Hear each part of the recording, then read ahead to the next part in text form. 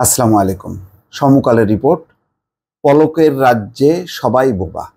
এই শিরোনামে পলক বলতে জুনায়েদ আহমেদ পলক নাটোর ৩ আসনের এমপি এবং তিনি একই সঙ্গে তথ্য ও যোগাযোগ প্রযুক্তি প্রতিমন্ত্রী।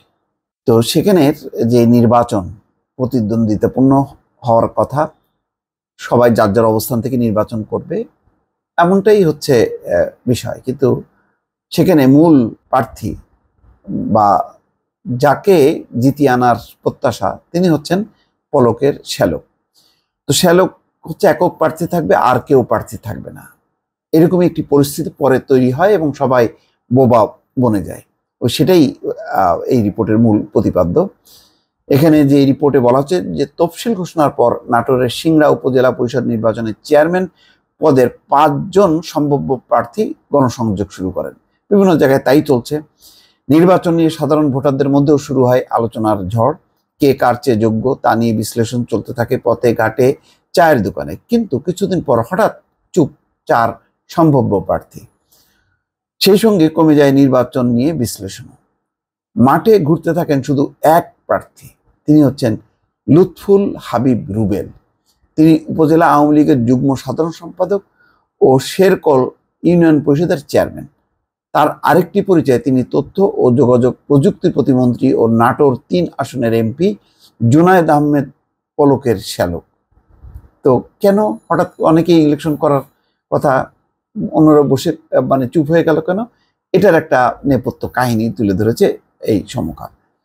এলাকাবাসী বলছেন, নিজের শ্যালককে বিনা প্রতিদ্বন্দ্বিতায় জেতাতেই 3 প্রার্থীকে নির্বাচন না করার নির্দেশ দিয়েছেন তিনি।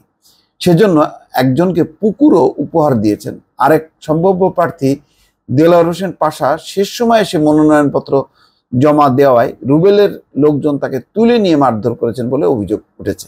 তিনি এখন রাজশাহী মেডিকেল কলেজ হাসপাতালে চিকিৎসাধীন। তাকে তুলে নেওয়ার ঘটনার ভিডিও ফুটেজেও পলক ও রুবেলের ঘনিষ্ঠজনদেরকে দেখা গেছে। এই ঘটনায় মামলার পর রুবেলের 2 অনুসারীকে গ্রেপ্তার করা হয়েছে। আর যিনি মার খেয়েছেন, দেলোয়ারের ভাই, তিনি যে মামলা করেছেন তাতে অজ্ঞাতনামা করেছেন, অর্থাৎ সাহস পাননি যে এই রুবেলের যারা সঙ্গী তাদের নাম উল্লেখ করতে। শ্যালককে বিজয়ী করতে পলকের বাসায় বৈঠক।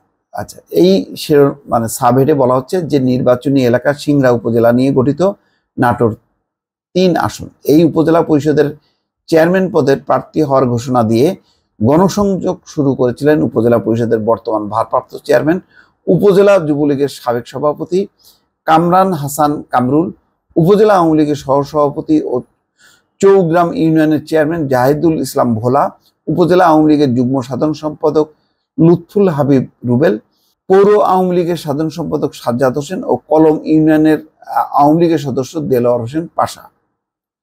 এর মাঝে গত 29শে মার্চ ভোলাকে ঢাকায় প্রতিমন্ত্রী পলকের বাসায় ডেকে নেওয়া হয়। সেই বৈঠক থেকে তার শ্যালক রুবেলকে একক প্রার্থী করার সিদ্ধান্ত হয়। তাকে বিনা প্রতিদ্বন্দ্বিতায় বিজয়ী করতেও নির্দেশনা দেওয়া হয়। সেখান থেকে ফিরে আসার পর ভোলা যেন বোবা হয়ে যান। তিনি নির্বাচনে আছেন কিনা তা জানার জন্য সাংবাদিকরা একাধিকবার ফোন করলেও তিনি সাড়া দেননি। নাম প্রকাশে অনিচ্ছুক ভোলার এক সমর্থক সমকলকে বলেন, প্রথমে হুমকি এবং পরে অর্থের লোভ দেখিয়ে ভোলাকে নির্বাচন থেকে সরে দাঁড়াতে বাধ্য করা হয়। এজন্য তাকে প্রায় কোটি টাকা মূল্যের একটি পুকুরও উপহার দেওয়া হয়। এদিকে 29শে মার্চের বৈঠকের একটি ছবি সমকালের কাছে এসছে। তাতে দেখা যায় সোফায় 5 জন বসে আছেন। পলকের ডান পাশে সিংড়া উপজেলা আওয়ামী লীগের সাধারণ সম্পাদক ও পৌর মেয়র জান্নাতুল ফেরদৌস এবং লুৎফুল হাবিব রুবেল, বাঁ পাশে আরিফুল ইসলাম, মাওলানা রুহুল আমিন ও জাহিদুল ইসলাম ভোলা। বৈঠকের সত্যতা স্বীকার করেছেন উপজেলা আওয়ামী লীগের সভাপতি ওয়াহিদুর রহমান শেখ এবং উপজেলা আওয়ামী লীগের সাধারণ সম্পাদক পৌর মেয়র জান্নাতুল ফেরদৌস।